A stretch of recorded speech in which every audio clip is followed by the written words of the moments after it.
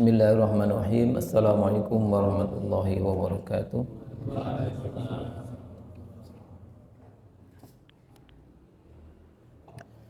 Innal hamdalillahi nahmaduhu wa nasta'inuhu wa nastaghfiruh wa na'udzu billahi min shururi anfusina wa sayyiati a'malina. May yahdihillahu fala mudhillalah wa may yudlil fala hadiyalah. Wa nashhadu an la ilaha illallah wahdahu la syarikalah. Wa nashhadu anna Muhammadan 'abduhu wa rasuluhu la nabiyya ba'dah. Allahumma shalli wa sallim wa barik ala nabiyyina wa habibina wa qurrati a'yunina wa safiina wa sayyidina wa maulana Muhammadin sallallahu alaihi wasallam wa ala alihi wa ashabihi ajma'in. Yaqulu tabaraka wa ta'ala a'udzu billahi minasyaitonir rajim. Laqad kana lakum fi rasulillahi uswatun hasanah liman kana yarjullaha wal yawmal akhir wa dzakarallaha katsiran. Wa qala qul in kuntum tuhibbunallaha fattabi'uni yuhibbukumullah wa yaghfir lakum dzunubakum wallahu ghafurur rahim.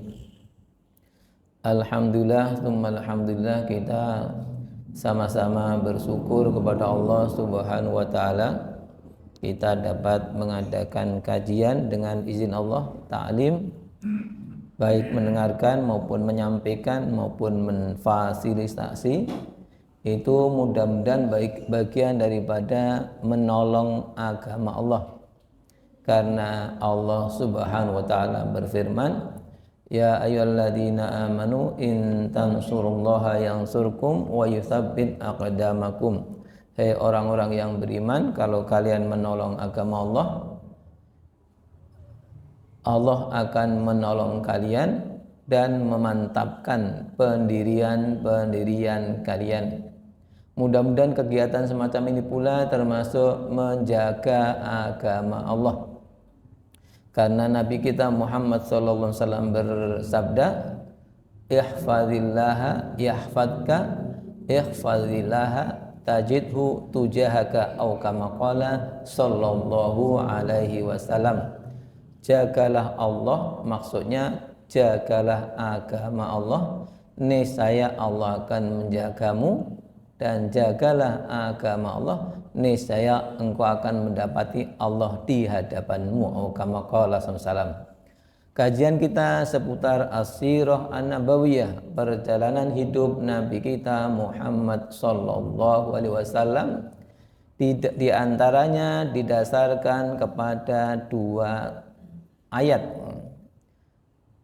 Yang pertama yang ada di dalam surah Al-Ahzab ayat 21, 22.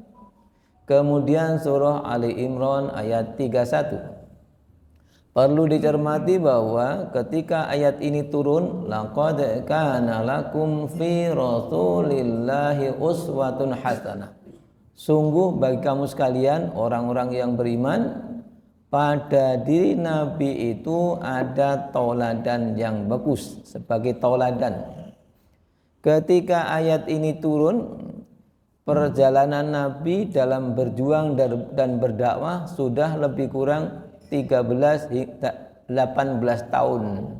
13 tahun di Makkah berdakwah dengan berbagai macam pahit getirnya, suka dukanya, kemudian berhijrah ke Madinah dengan berbagai macam kemenangan dan juga resiko-resiko dalam perjuangannya. Nah, kemudian turunlah diantaranya ayat ini. Jadi mentauladani Nabi sejak berdakwah 13 tahun hinggalah berjuang di jalan Allah 5 tahunan.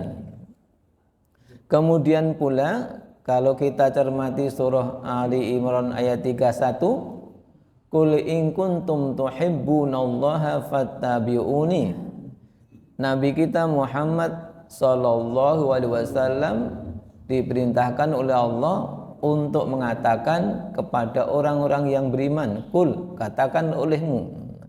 Apa itu? In kuntum tuhibbunallaha fattabi'uni. Kalau kalian mencintai Allah betul-betul, maka ikuti aku. Berarti tanda daripada mahabbatullah, cinta kepada Allah adalah ittiba'ur rasulillah, mengikuti jalan hidup Rasulullah. Semakin sepenuhnya mengikutinya berarti kecintaannya kepada Allah semakin luar biasa. Tapi kalau mengikuti Rasulullah sedikit-sedikit, dikhawatirkan juga cintanya kepada Allah juga sedikit-sedikit. Nah, kemudian adapun surah Ali Imran ayat 31, terutama surah Ali Imran itu khalfiyahnya, backgroundnya adalah peristiwa perang Uhud. Kalau surah Al-Ahzab backgroundnya pra maupun pasca perang Ahzab. Perang Uhudnya tahun ketiga Hijriyah, perang Ahzabnya tahun kelima. Kita cermati dulu yang Ali Imran 31. Qul in kuntum tuhibbunallaha. Katakanlah kalau kalian cinta kepada Allah. Nah, ayat ini bukan turun kepada orang yang sedang taklim saja. Ayat ini bukan turun kepada kaum muslimin ketika sudah tertindas di Makkah. Ayat dengan dakwahnya, ayat ini bukan turun dengan lain-lain, tetapi ayat ini turun ketika kaum muslimin sudah tertindas di Makkah karena Islamnya kemudian tertindas, kemudian berhijrah ke Madinah, berhasil membangun Madinah dengan izin Allah, maksudnya berhasil membangun atau mewarnai Madinah dengan Islam. Nah, di kala itu ibarat masih ditanting. Qul in kuntum tuhibbunallaha fattabi'uni. Padahal sahabat-sahabat sudah sepenuhnya mengikuti jejak Nabi. Sahabat-sahabat sudah sepenuhnya mengikuti Nabi kita Muhammad sallallahu alaihi wasallam. Kita katakan sepenuhnya karena para sahabat bukan hanya pengajian, bukan hanya mendalami Islam, tetapi ketika Islam menuntut berhijrah, mau berhijrah. Berhijrah itu tidak mudah. Kalau kita bayangkan sekarang zaman perang di Palestina, berhijrah sama anak istri pindah sana pindah sini itu tidak ringan. Nah, ketika ayat ini turun, para sahabat sudah membuktikan keimanannya dengan meninggalkan Makkah, berhijrah ke Madinah. Ketika ayat ini turun, para sahabat sudah membuktikan bagaimana menjayakan Madinah, menjadikan Madinah itu didominasi oleh orang-orang baik. Orang-orang baik maksudnya Rasulullah dan para sahabat. Nah, orang-orang baiknya adalah kaum musliminnya terbagi menjadi dua kelompok besar, muhajirin dan ansor. Jadi memang sunatullah kaum muslimin itu berkelompok-kelompok, bergolongan-golongan. Tetapi golongan itu riskan, di samping positif juga negatif. Positifnya kalau dipakai untuk kejayaan Islam, itu positif. Untuk lain-lain negatif. Sampai kepada untuk dirinya sendiri saja bisa negatif menjadi. Maka kaum muslimin yang sudah berprestasi siap meninggalkan kampung halamannya yaitu Makkah untuk menolong agama Allah, berhijrah ke Madinah, disebutnya muhajirin, orang-orang yang berhijrah. Kemudian, ya Allah ya Rabbi, ya Allah ya Rabbi, ya Allah ya Rabbi. Kemudian kaum muslimin yang siap menampung, menjaga keamanannya, menyiapkan logistiknya dan lain-lain di Madinah itu disebut Ansor. Kali ini tidak mudah, tidak ringan. Misalnya orang mau menampung kaum muslimin Palestina, misalnya kan gitu. Jadi menampung itu sesuatu yang tidak ringan kalau menampung untuk Islam. Tapi kalau hanya sebatas refugees, pengungsi ditampung itu biasa. Tapi menampung untuk melanjutkan perjuangan, itu istimewa. Nah, jadi ayat ini turun kepada dua kelompok yang sangat-sangat istimewa. Sudah nama kelompoknya itu adalah untuk membela Islam atau diberi nama karena prestasinya. Kalau misalnya kita punya nama Muhammadiyah, maunya kan ikuti Muhammadiyah, mengikuti Rasulullah. Kita punya nama Nahdlatul Ulama. Maksudnya kan ini kan kebangkitan ulama. Nah, nama itu bagus, nama yang bagus itu bagus, akan tetap bagus kalau perjalanannya sesuai dengan namanya.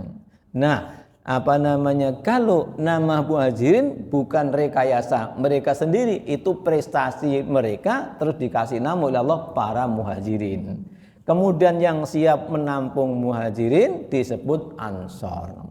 Kepada mereka itu masih ibarat semacam ditanting, padahal amalnya sudah membuktikan cintanya kepada Allah dan cintanya kepada Rasulullah. Masih diingatkan agar tetap mengikuti Rasulullah sebagai bukti kecintaannya kepada Allah. Nah, apalagi misalnya kita yang amalnya pas-pasan, lebih layak untuk diingatkan dengan peringatan yang semacam ini.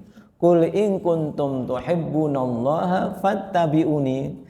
Kalau kalian, ini ayat, kalau aktualisasinya sekarang adalah ayat ini untuk seluruh kaum muslimin,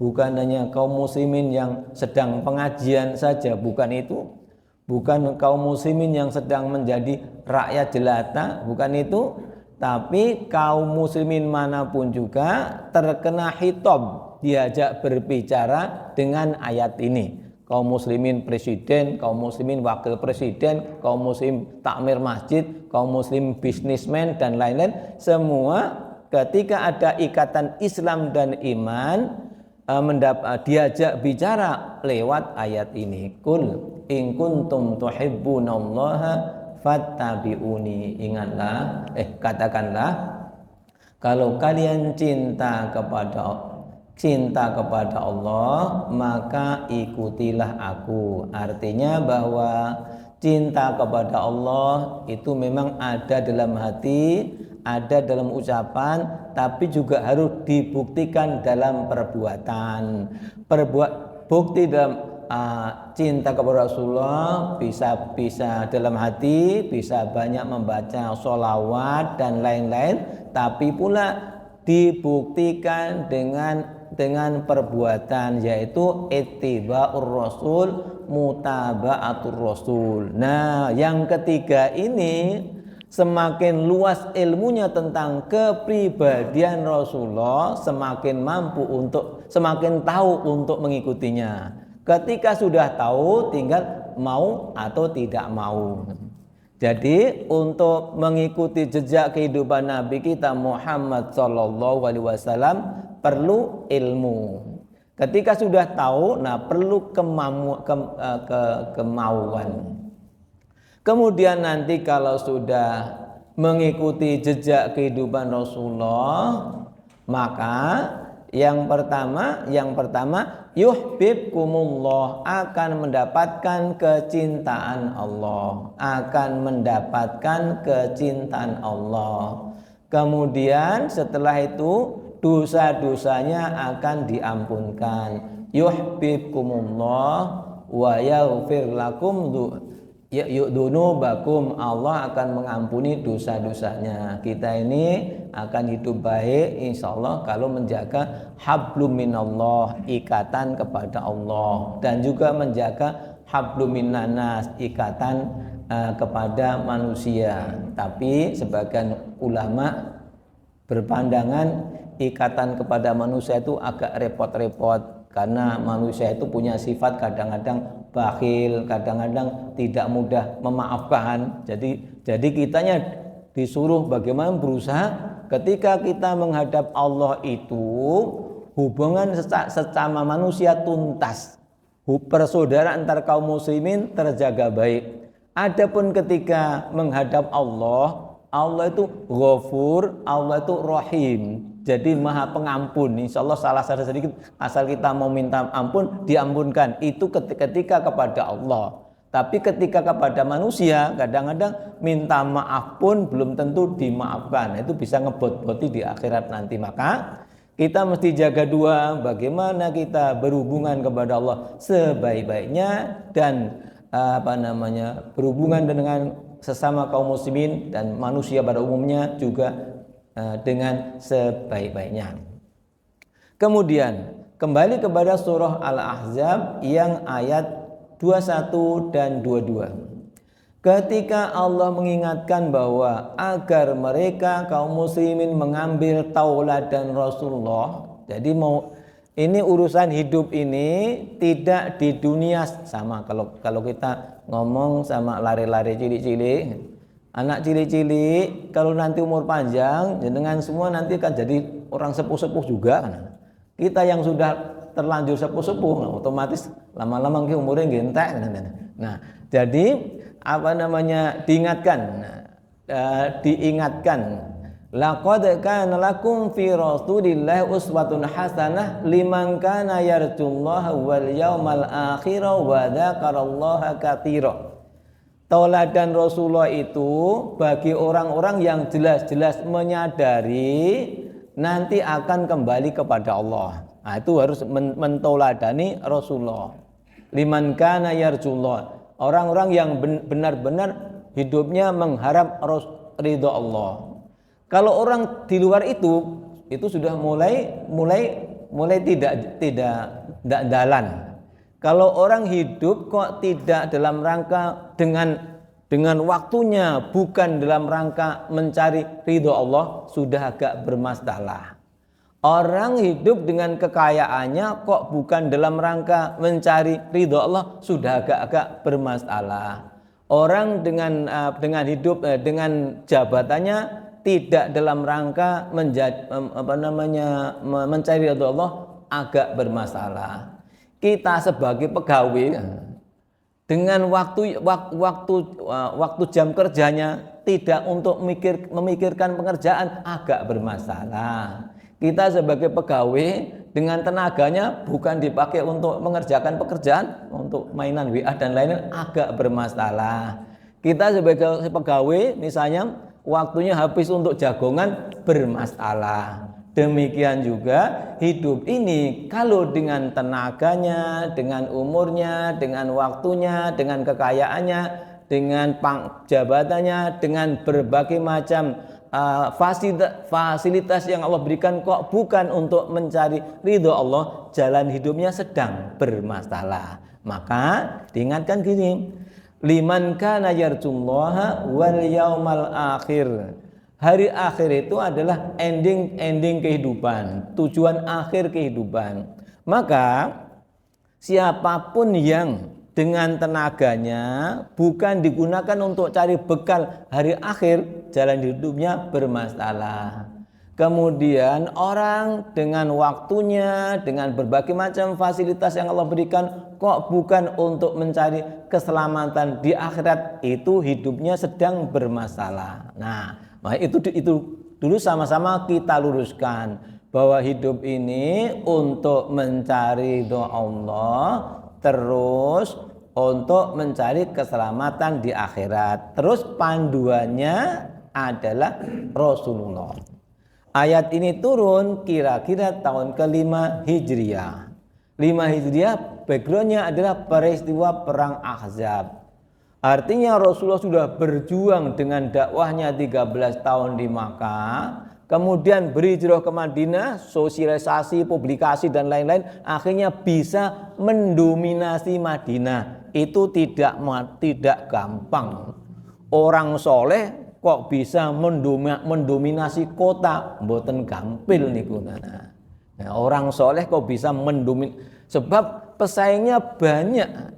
Pesaingnya komunitas orang munafik di bawah pimpinan Abdullah bin Ubay.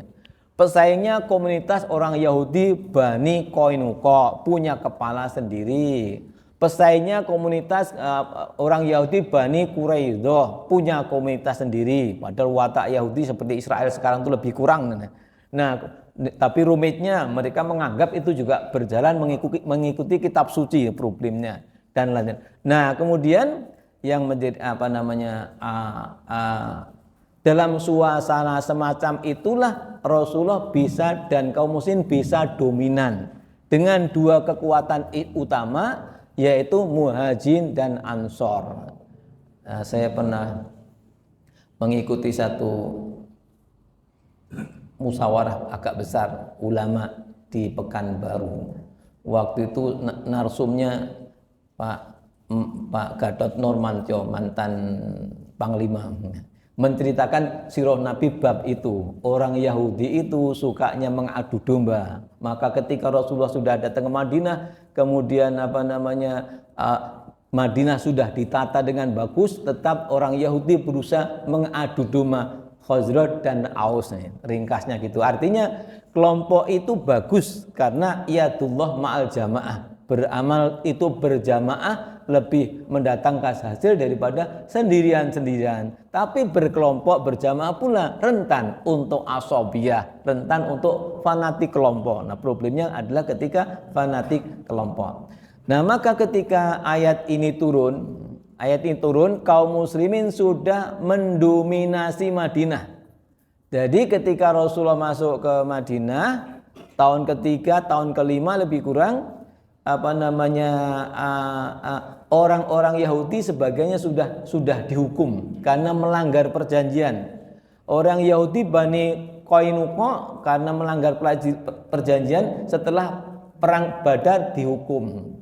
Kemudian juga orang Yahudi Bani Nadir setelah perang Uhud karena melanggar perjanjian dihukum.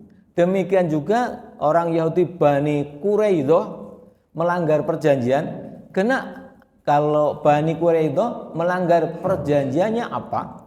Sebab setelah Rasulullah berhijrah ke Madinah terjadi perang. Itu perang antara dua kubu.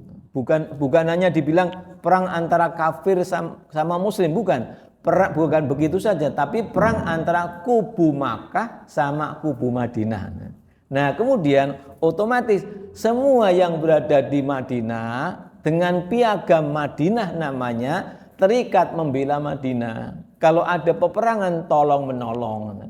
Nah, pas perang Ahzab itu Bani Quraidah berpihak kepada musyrikin Quraisy. Kemudian perang Ahzab selesai, maka dihukumlah semuanya Bani Quraidah. Hukumnya istimewa. Karena mereka dalam berperang berpihak kepada musuh. Kemudian Rasulullah menawarkan, ini saya mendapatkan keterangan begini mungkin 30 tahun atau 30 tahun yang lalu atau 35 tahun lalu dari seorang syekh dari Jordan atau dari Suriah 30 tahun yang lalu. Rasulullah menawarkan, apa kalian mau kalau diadili oleh Sa'ad bin Mu'adz? Sa'ad bin Mu'adz itu salah satu petinggi Ansor, tapi yang sebelumnya berkoalisi dengan orang Yahudi. Sebab Yaman itu antar kelompok kadang-kadang sering berkoalisi. Ya, seperti Yaman kita juga kalau partai ini berkoalisi dengan ini. Yaman itu juga misalnya Khazraj berkoalisi dengan Bani Quraidah atau Bani Nadir dan lain-lain. Nanti juga suatu masa orang Ansor, orang Khazraj berkoalisi dengan Bani Hashim di Makkah, sehingga ketika dalam perjalanan nanti mereka bisa melindungi dan selanjutnya. Lah maka ditawarkan kepada orang Yahudi Bani Quraidah, kalau yang mengadili Sa'ad bin Mu'adz, apa kalian mau? Terus mau, karena ini mantan koalisinya, dengan harapan nanti hukumannya ringan. Padahal ini kejahatannya kejahatan perang. Nah, padahal kala itu Sa'ad bin Mu'adz masih terluka karena perang Ahzab, masih terluka.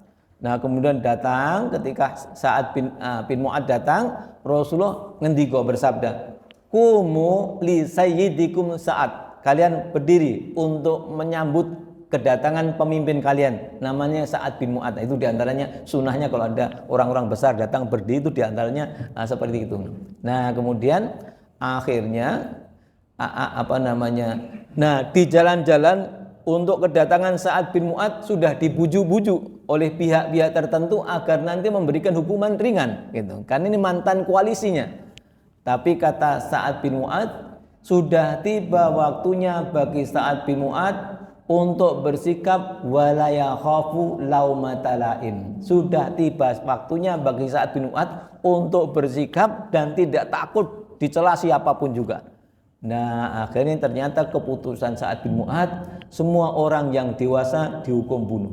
Semua orang Yahudi yang sudah dewasa karena terlibat dalam kejahatan perang dihukum bunuh. Nah, kemudian Rasulullah berkomentar, Sa'ad bin Mu'adz telah memberikan hukum dari langit yang diridhoi oleh Allah dan Rasulnya. Au kama qala, demikian.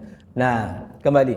Jadi latar belakang turunnya ayat ini adalah perang Ahzab.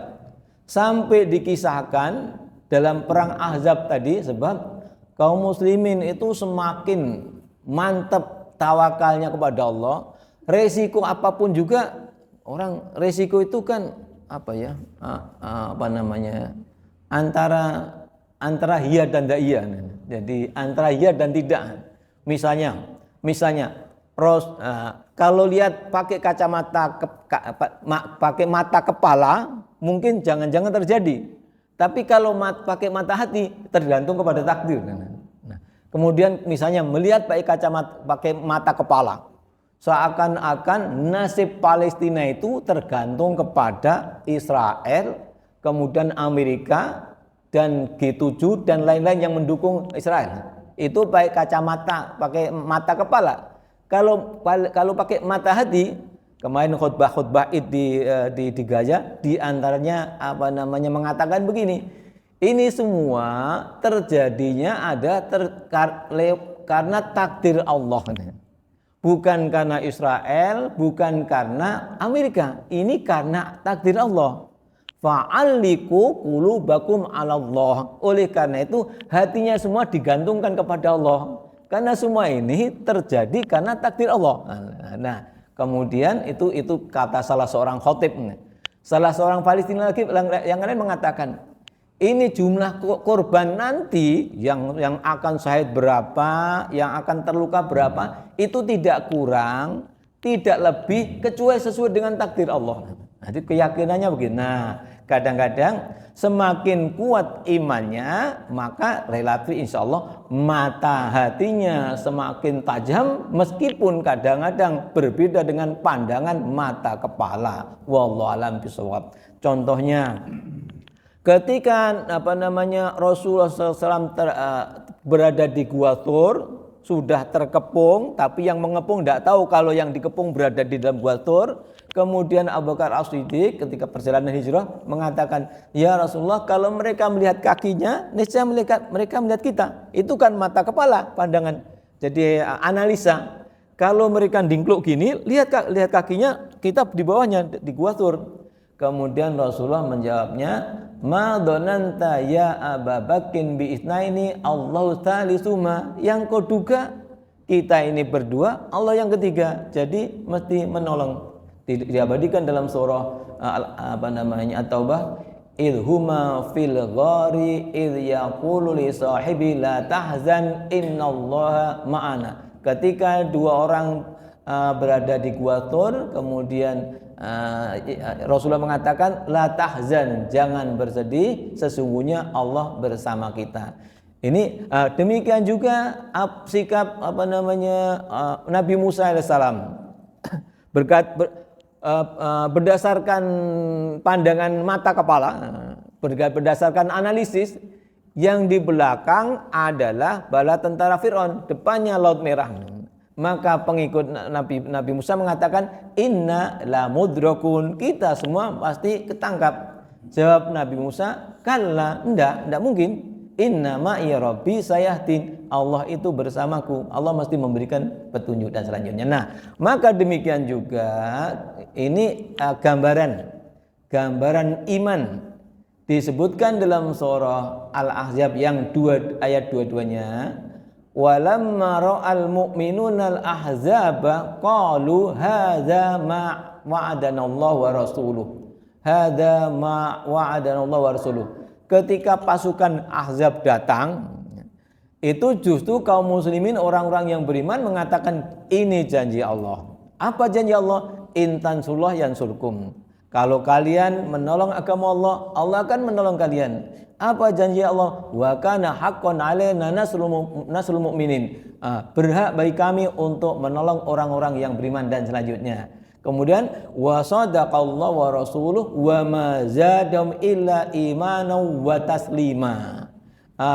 Berbagai macam problem termasuk kedatangan musuh itu malah menambah iman dan menambah pasrah kepada Allah. Itu dibayangkan rumit. Ini barangkali yang merasa begini ya, kaum muslim yang berada di Gaza, semakin digempur, semakin imannya mantap, semakin pasrah kepada Allah. Atau kita dulu misalnya zaman Belanda misalnya, semakin ketemu musuh Belanda, semakin imannya mantap, semakin pasrah kepada Allah. Bagi yang mengalami, yang tidak mengalami seperti kita ya cerita saja. Kemudian Allah Ta'ala. Nah, seputar surah Ahzab, surah Al-Ahzab yang menceritakan dalam ayat 21-nya laqad kana lakum fi rasulillah uswatun hasanah. Itu diabadikan dalam surah Al-Ahzab ayat 21. Kemudian background surat Al-Ahzab adalah peristiwa Al-Ahzab. Tadi sudah kita sebutkan peristiwa Al-Ahzab itu kaum muslimin sudah dominan di Madinah. Dan kalau kita bilang musuh ya tidak musuh, rival utama yang selalu nyerimpetinya sudah terhukum semua, sebab rivalnya 4 lebih kurang. Bani Qainuqa, Bani Quraidah, Bani Qainuqa, Bani Nadir, Bani Qainuqa, Bani Nadir, Bani Quraidah, sama Abdullah bin Ubay bin Salul. Jadi rivalnya Rasulullah yang utama itu 3 suku Yahudi besar sama 1 komunitas orang munafik. Yang 3 komunitas Yahudi selesai dalam 5 tahun. Tetapi yang munafik ini nih sampai tahun ke-9, sampai perang Tabuk masih ada. Sampai perang Tabuk masih ada.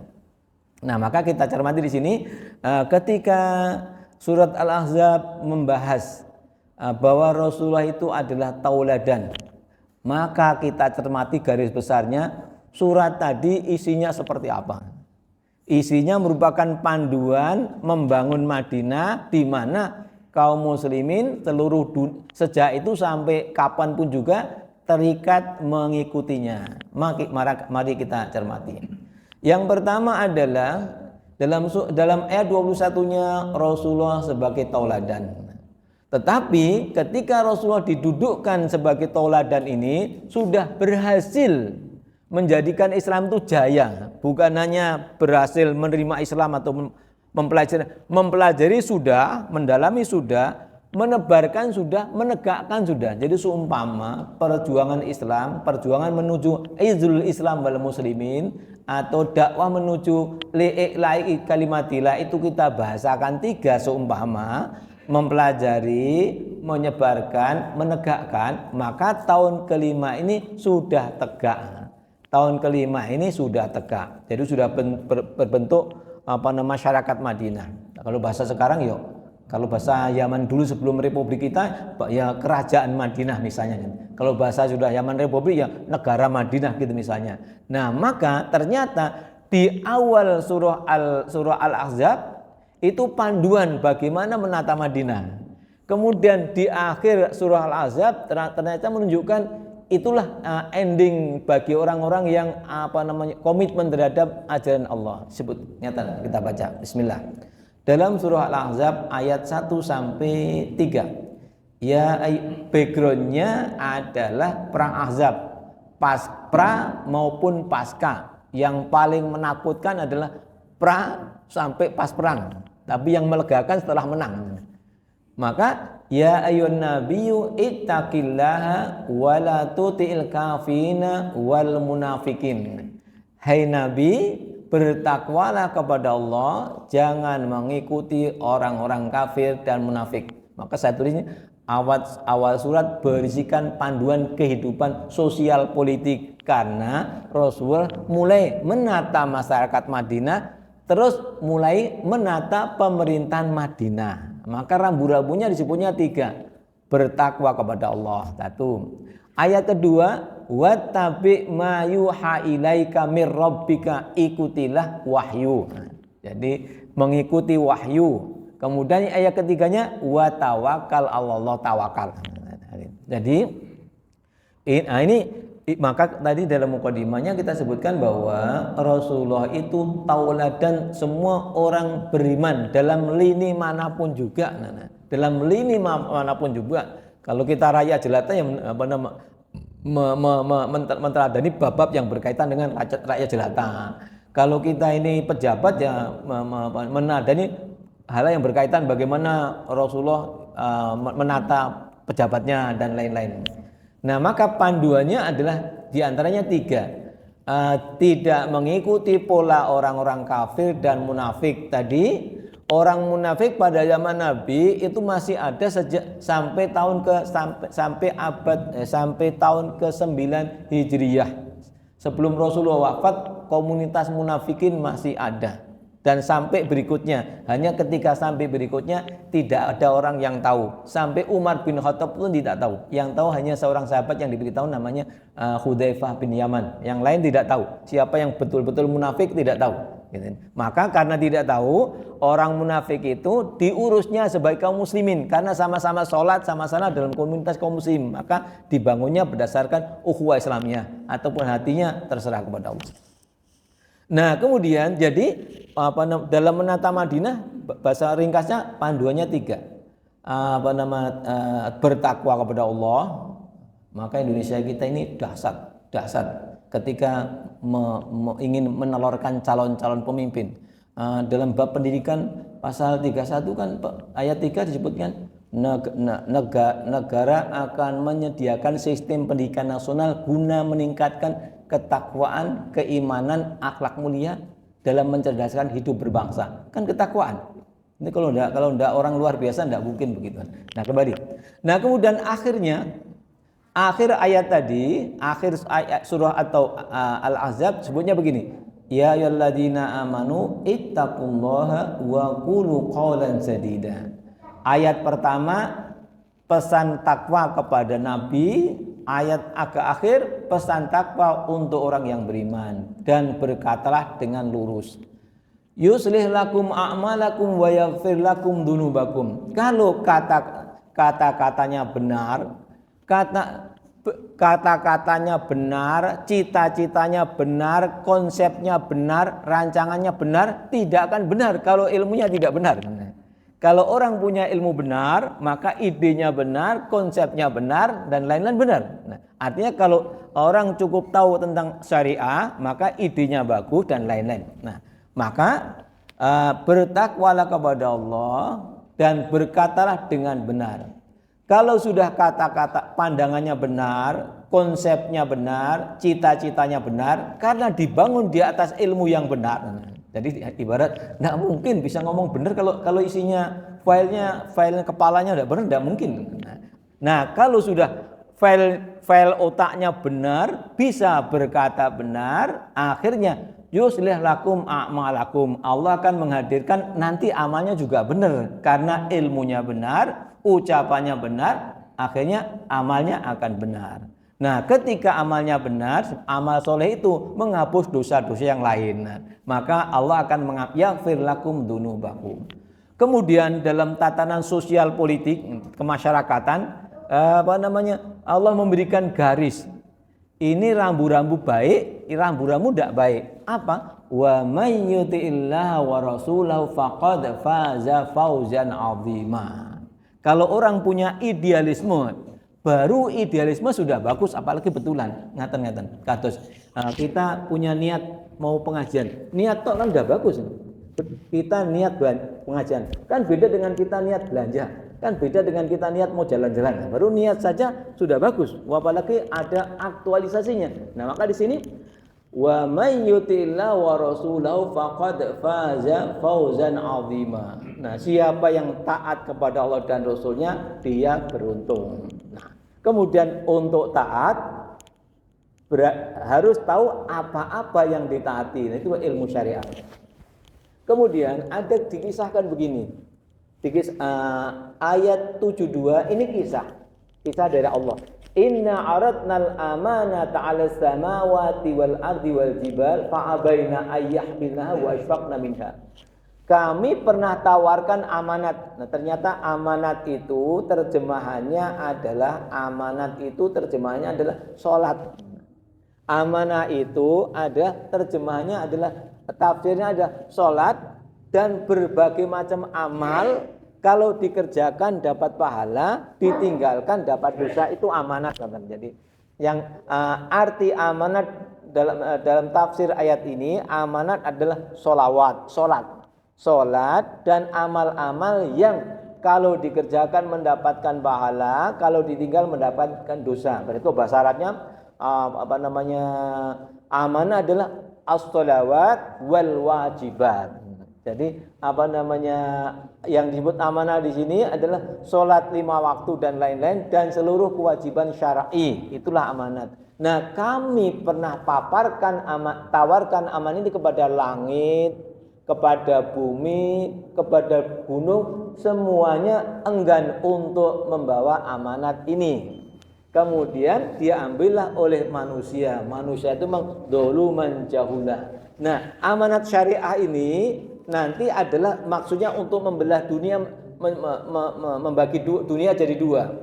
Liyu'adziballahu munafiqina wal munafiqat wal musyrikina wal musyrikat. Jadi dengan amanah syariah nanti orang munafik akan disiksa karena pura-pura ikut Islam ternyata tidak.